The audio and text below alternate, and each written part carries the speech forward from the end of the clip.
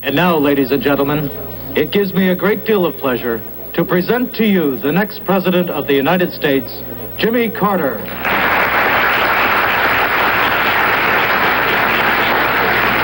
Sometimes introductions are hard to follow. I remember about 5 years ago when I was running for governor, and the young man who introduced me had done a great deal of work on my background, and he got up and said, "We have with us tonight, at that time, Senator Jimmy Carter from Plains, Georgia.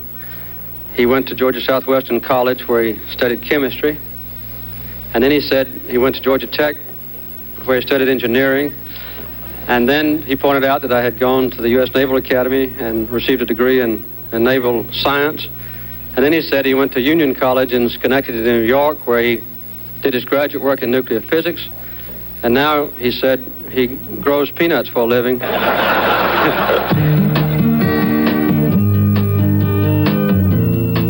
Most candidates for president begin their quest from Washington, D.C. Jimmy Carter entered this race from a small town in South Georgia.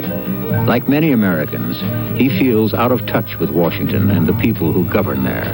He intends to tear down the walls that separate us from our government so that our country can once again reflect the ideals and hopes of ordinary people who have struggled to make our country great. My children will be the sixth generation on the same land. And although I've had a good chance to get an education as an engineer and a scientist, nobody in my family before my generation ever had a chance to finish high school.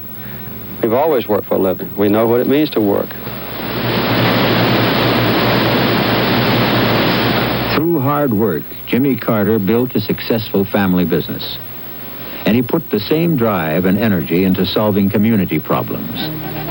First as a state senator, then as governor of Georgia. While governor, Jimmy Carter proved that state government can be competent, open, and honest. He took his ideas directly to the people, and they liked what he had to say. Well, my grocery bill has gone up between $10 and $15 a week. He fought special interests and began programs responsive to the needs of the people, launching reforms in mental health, education, and environmental protection. He left a surplus of $116 million in the Treasury and successfully directed a total reorganization of the state bureaucracy. The bureaucracy in Washington now is the most confused, bloated, overlapping, wasteful that mankind has ever created. There's no way to get an answer out of Washington, no way to understand what's going on there. You've got 1,900 agencies and departments in Washington. That needs to be chopped down to no more than 200. When I was elected governor, we had 300 agencies. But I went in as a businessman, as a farmer, as a planner, as a scientist, and we abolished 278 of those agencies. And we set up a very simple structure of government that was economical and efficient. And more importantly, that the people could understand for a change and control. We cut administrative costs more than 50%. With a new budgeting technique called zero-based budgeting, we eliminated all the old obsolescent programs, put into effect long-range goals and planning, and cut administrative costs more than 50%, and shifted that money and that service and that work toward giving better government services to our people. We had a disgraceful education system, now we've got a pretty good one.